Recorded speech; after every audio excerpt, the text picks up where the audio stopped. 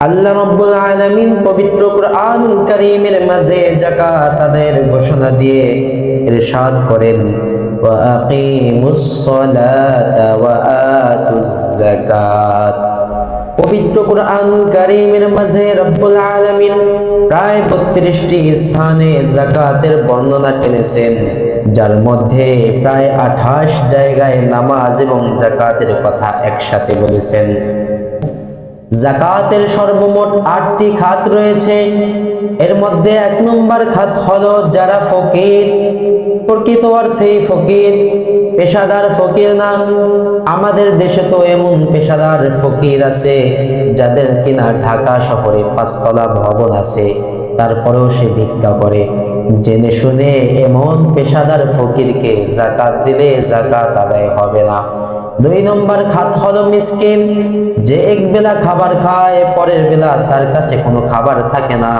আপনি যদি তাকে দান করেন, সেই টাকা দিয়ে সে কিনে খায়, এমন মিসকিনকে আপনি যাকাত দিতে পারবেন। যাকাতের 3 নম্বর খাত হলো আল্লাহর রাস্তায় যে সকল মুজাহিদরা জিহাদ করেন, অস্ত্র কেনার মতো তাদের টাকা পয়সা থাকে না, যাকাতের অর্থ দিয়ে তাদেরকে অস্ত্র কিনে দিয়ে সহযোগিতা করা যায়। যাকাতের 4 নম্বর খাত হলো ইসলামী রাষ্ট্রে গরিব দুঃখীদের মাঝে যাকাতের মালগুলো বন্টনকারী কর্মচারীদের ক্ষেত্রে যাকাত নেওয়া জায়েজ আছে। যাকাতের 5 নম্বর খাত ছিল যারা নতুন মুসলমান হয়েছে তাদেরকে যাকাত দিবে, যাতে করে তারা দ্বীনি কাজে আগ্রহ পোষণ করে। কিন্তু ইসলামের প্রথম যুগে এটা জায়েজ থাকলেও বর্তমানে এটা জায়েজ নেই। কেন? বর্তমানে ইসলামটা এতটা প্রচার প্রসার লাভ করেছে যে অন্য অন্য ধর্ম অবলম্বী লোকেরাও ইসলাম সম্পর্কে কিছুটা জানে। সুতরাং তাদেরকে অর্থ সম্পদের লোভ দিয়ে, যাকাত দিয়ে তাদেরকে যে ইসলাম ধর্মে দীক্ষিত করতে হবে, বিষয়টা আর আগের মতো নেই। যাকাতের 6 নম্বর খাত হলো যারা ঋণগ্রস্ত। আপনি যদি যাকাতের সম্পদ থেকে তাদেরকে কিছুটা সহযোগিতা করেন, তাহলে তারা যাকাতের ওই সম্পদ থেকে ঋণ পরিশোধ করতে পারবে, এজন্য তাদেরকেও যাকাত দেওয়া জায়েজ আছে। যাকাতের 7 নম্বর খাত হলো দাস মুক্তি করার ক্ষেত্রে যাকাত দেওয়া জায়েজ আছে। একজন ব্যক্তি গোলাম দাস, আপনি যাকাতের সম্পদ থেকে তাকে সহযোগিতা করলে সে দাসত্ব থেকে মুক্তি পাবে, তাহলে ক্ষেত্রে জায়েজ আছে।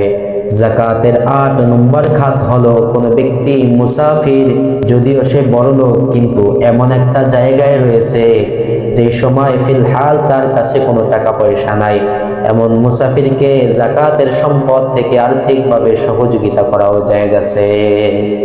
এই হলো যাকাতের সর্বমোট 8টি খাত। এর মধ্যে সর্বোত্তম খাত হলো লিলফুকারাইল্লাযীনা উহসিরু ফী সাবিলিল্লাহ, ওই সমস্ত গরিব দুঃখী যারা আল্লাহর রাস্তায় আবদ্ধ রয়েছে, আবদ্ধ হয়ে পড়েছে। বলতে পারেন মাদ্রাসার এতিম ছাত্ররা, যারা কখনো আপনাদের কাছে সরাসরি গিয়ে হাত পাতে না, কিন্তু তাদের অভাব রয়েছে। আল্লাহ রাব্বুল আলামিন কুরআনের এই আয়াতের মধ্যে জানায়া দেন, প্রকৃত ফকির তো ওই সকল ব্যক্তিরা যারা অভাবগ্রস্ত থাকা সত্ত্বেও লজ্জার কারণে সরাসরি কারো কাছে হাত পাতে না, যারা দ্বীনি কাজে সব সময় লেগে থাকে, আপনার কাছে কখনো হাত পাতে না, কিন্তু তাদের অভাব রয়েছে। আপনি নিজের জ্ঞানে তাদের অভাব পূরণ করবেন, এটাই হলো যাকাতের সর্বোত্তম খাত। আপনার ঘরের পাশে গরিব দুঃখী রয়েছে যারা কখনো আপনার কাছে চায় না, কিন্তু প্রকৃত অর্থে তারা অনেক অভাবে। পেশাদার কোনো ফকিরকে দান না করে আপনার ঘরের পাশে অসহায় মানুষটাকে দান করা আপনার জন্য আবশ্যক। এটাই হলো যাকাতের সর্বোত্তম খাত।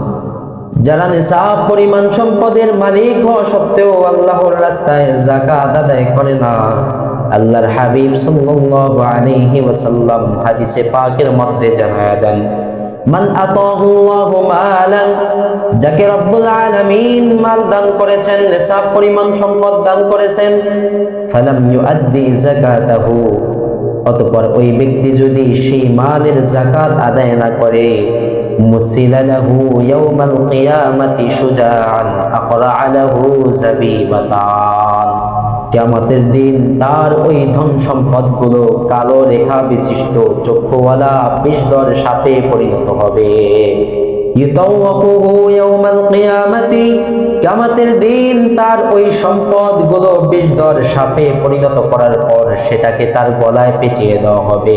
সুম্মা ইয়াখুযু বিলাহজিমাতাইহি, এরপর ওই বিষধর সাপ তার চোয়ালে কামড় দিয়ে বলতে থাকবে, সুম্মা ইয়াকুলু আনা মালুকা ওয়া আনা কানজুক, এরপর বলতে থাকবে আমি তোমার সম্পদ, আমি তোমার পুঞ্জীভূত মাল, যা কিনা তুমি দুনিয়ার বুকে যাকাত আদায় না করে জমিয়ে রেখেছিলে।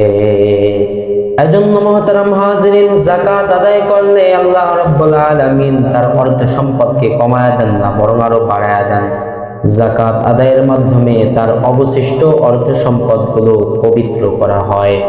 এজন্য আল্লাহ রাব্বুল আলামিন আমাদের সকলকে তার ফরজ হুকুম যাকাত আদায় করার তৌফিক দান করুন।